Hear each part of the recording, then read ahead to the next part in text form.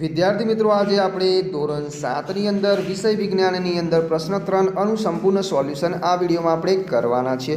વિદ્યાર્થી મિત્રો, આગળની વિડીયોમાં આપણે આગળના પ્રશ્નોનું સંપૂર્ણ સોલ્યુશન કરી ચૂક્યા છીએ। એ વિડીયો તમે ન જોયો હોય તો આપણે ચેનલ પર જઈને તમે એ વિડીયો છે એ જોઈ શકો છો।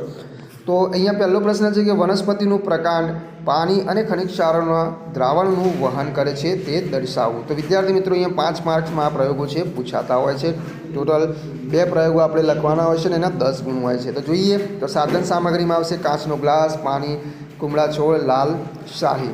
હવે વિદ્યાર્થી મિત્રો, આકૃતિ છે આપણે આ પ્રમાણે દોરી નાખીશું।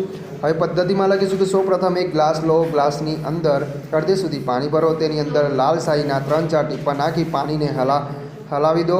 પાણી લાલ રંગનું બને છે ત્યારબાદ એક મૂળ કપાયેલો છોડ લો, તે છોડને ગ્લાસમાં મૂકી તેનું અવલોકન કરો। હવે અવલોકનમાં આપણને મળશે વિદ્યાર્થી મિત્રો કે અવલોકન કરતાં જણાય છે કે છોડનું પ્રકાંડ લાલ રંગનું જોવા મળે છે। નિર્ણયમાં લખીશું કે આ ઉપરથી કહી શકાય કે પ્રકાંડ પાણી અને ખનિજ ક્ષારોનું વહન કરે છે।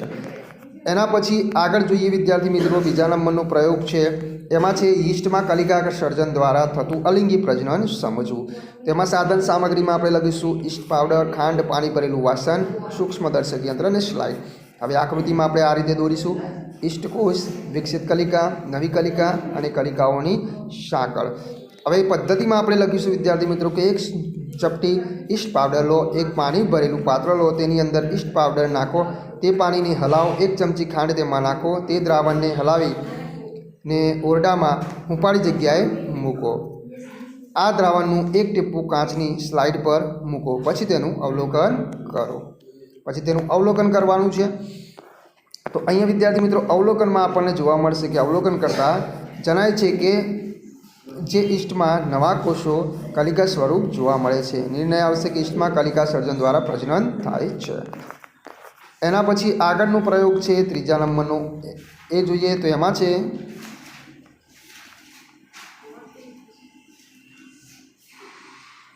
સાદા લોલકનો આવર્તકાળ નક્કી કરવો। તો એમાં છે સાધનો છે 1 મીટર લાંબી દોરી, લોલકનો ગોળો અને સ્ટોપવોચ। તો વિદ્યાર્થી મિત્રો, આ રીતે આપણે એની આકૃતિ છે એ દોરવાની રહેશે। તો અહીંયા તમે ક્લીન જોઈ શકો છો કેવી રીતે દોરવાની છે। તો આ પ્રમાણે તમારે આકૃતિ દોરવાની છે। હવે એના પછી પદ્ધતિમાં આપણે લખીશું કે આશરે 1 મીટર લાંબી દોરી લઈ આકૃતિમાં દર્શાવ્યા મુજબ લોલકની રચના કરો। લોલકના ગોળાને તેના મૂળ સ્થાન 0 પર સ્થિર થવા દો। મૂળભૂત સ્થાનની નીચેની જમીન પર નિશાની કરો। લોલકને ગતિ કરવા માટે હળવેથી લોલકના ગોળાને પકડીને સહેજ એક બાજુ પર એ સ્થાને લઈ જાઓ। ગોળાને મુક્ત કરી દો। ગોળો જ્યારે એક તરફ હોય ત્યારે સ્ટોપવોચ ચાલુ કરી તેનો સમય નોંધવો। આ રીતે 20 દોલન પૂર્ણ થાય ત્યાં સુધી સમય નોંધવાનું છે। તો અવલોકનમાં આપણે આ રીતે લખીશું ક્રમ, પછી 20 દોલન માટેનો સમયગાળો અને સેકન્ડમાં, અને 1 દોલન માટેનો સમયગાળો। તો અહીંયા 40, તો અહીંયા આવશે વિદ્યાર્થી મિત્રો દોલન માટેનો સમયગાળો છે એ 2.0, જ્યારે 41 તો અહીંયા આવશે 2.05, જ્યારે 40 તો અહીંયા આવશે 2, અને ફરીથી 41 તો અહીંયા આવશે 2.05, અને નિર્ણય આવશે કે આપેલ લોલકનો આવર્તકાળ બરાબર 2.05 સેકન્ડ છે। વિદ્યાર્થી મિત્રો, આગળનો પ્રયોગ છે એમાં છે નિક્રોમ તારનો ઉપયોગ કરી વિદ્યુત પ્રવાહની ઉષ્મીય અસરનું નિરીક્ષણ કરવું। તો સાધન સામગ્રીમાં આપણે લખીશું નિક્રોમનો તાર, થર્મોકોલની શીટ, બેટરી અને 2 ખિલ્લી।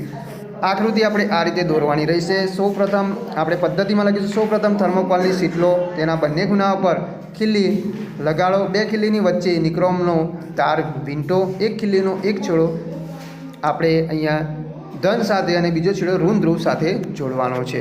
વારા પરથી કળને ખુલ્લો બંધ કરી તેનું આપણે અવલોકન કરવાનું છે।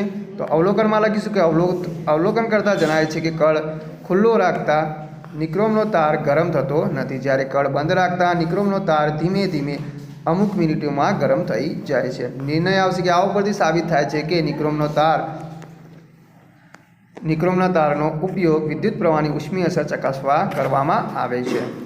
એના પછી છે આગળનો પ્રયોગ છે, એમાં છે કે આપેલ લોખંડની ખિલ્લીનું વિદ્યુત ચુંબક બનાવો। તો અહીંયા છે સાધનોમાં લખીશું ઇન્સ્યુલેટેડ તાર, વિદ્યુત કોષ, વિદ્યુત તાર, વિદ્યુત કળ। હવે શું કરવાનું છે, અહીંયા આકૃતિ આ પ્રમાણે આપણે દોરવાની છે। તો અહીંયા તમે જોઈ શકો છો। એના પછી છે પદ્ધતિમાં આપણે લખીશું કે આશરે 75 સેન્ટીમીટર લાંબો ઇન્સ્યુલેટેડ તાર લો અને 6 થી 10 સેન્ટીમીટર લાંબી ખિલ્લી લો।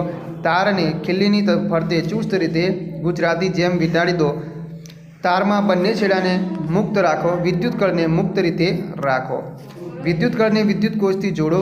ખીલ્લીના બંને છેડાને બેટરીના ધન ધ્રુવ સાથે એક છેડો અને બીજો છેડો કળને જોડો. ખીલ્લીની નજીક થોડી ટાંકણીઓ મૂકો. વિદ્યુત પ્રવાહ પસાર કરો. પછી તેનો અવલોકન કરવાનું છે. અવલોકન કરતાં આપણને જણાય છે કે તારનું કૂતરું જેમ વિદ્યુત પ્રવાહ પસાર થાય તેમ ચુંબક તરીકે વર્તે છે. જ્યારે વિદ્યુત પ્રવાહ બંધ થાય ત્યારે તે ચુંબકત્વ ગુમાવે છે.